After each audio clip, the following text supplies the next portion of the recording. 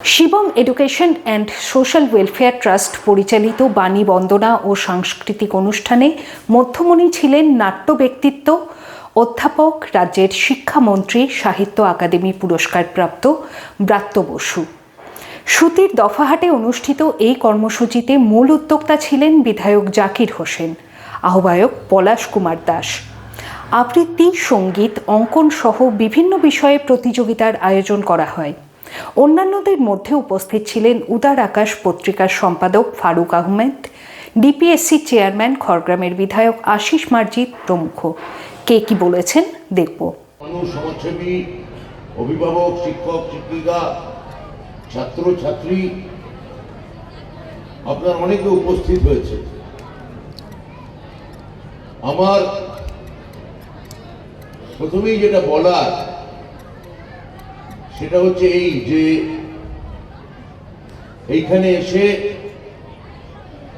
আস্তে আস্তে আমি দেখছিলাম যে আজকে সরস্বতী পূজা উপলক্ষে কত বাচ্চা ছেলেমেয়েরা এখানে বেরিয়ে পড়েছে।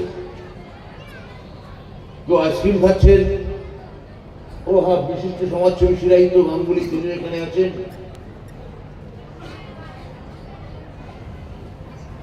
কত ছেলেমেয়েরা হইচই করছে, খাওয়া দাওয়া করছে, এবং সরস্বতী পুজোর দিন যেটা হয়, এটা তো বাংলার যাকে বলে এক ধরনের ভ্যালেন্টাইন ডে, বাংলার ভ্যালেন্টাইন ডে এটাকে বলা যেতে পারে।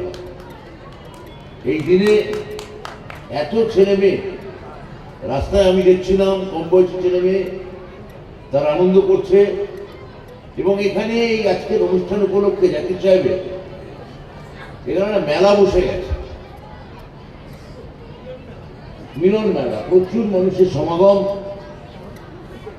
এবং জাকির হোসেন যেমন বললেন যে এখানে 1 লাখের বেশি মানুষের জমায়েত,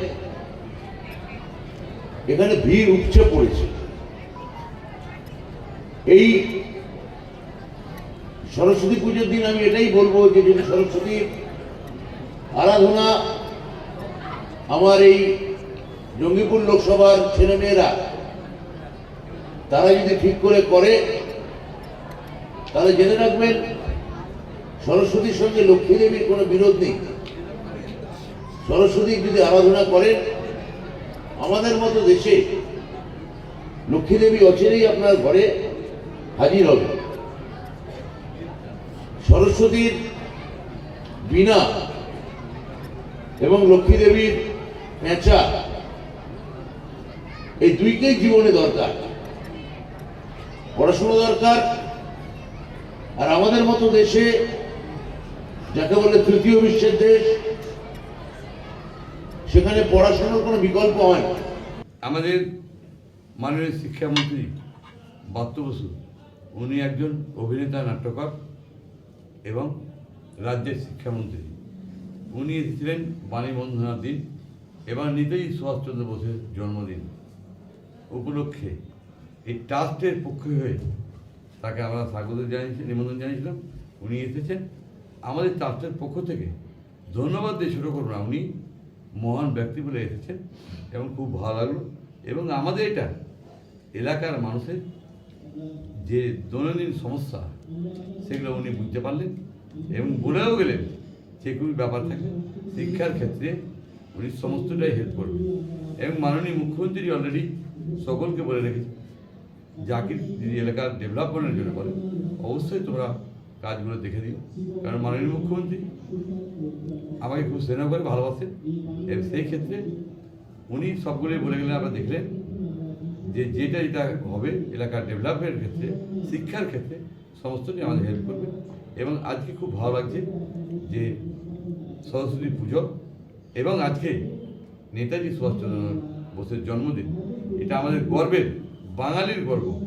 প্রায় লক্ষাধিক লোক হবে এবং পুলিশের তরফ থেকে এটা করার ওনারা দুদিন আগে থেকে সার্ভে করেছেন। ওনাদের দ্বারা যতটা সম্ভব ওনারা হেল্প করছেন। আমরাও ব্যক্তিগত ভলেন্টিয়ার্স আমাদের ট্রাস্টের সমস্ত জায়গায় রেখেছি, সুশৃঙ্খলভাবেই সব কিছু করছি। আমি এটাই বোঝাতে চাইছি যে আজকের ডেটে যেমন খেলাধুলা হারিয়ে গেছে, নাচ গান আবৃত্তির যে পাড়ায় পাড়ায় মানে স্টেজ তৈরি করে যে একটা চর্চা করতো সেগুলো হারিয়ে গেছে। এখন ছেলেমেয়েরা মোবাইলে ঢুকে গেছে, মোবাইল গেমিংয়ে ঢুকে গেছে, সব সময় হাতে মোবাইল।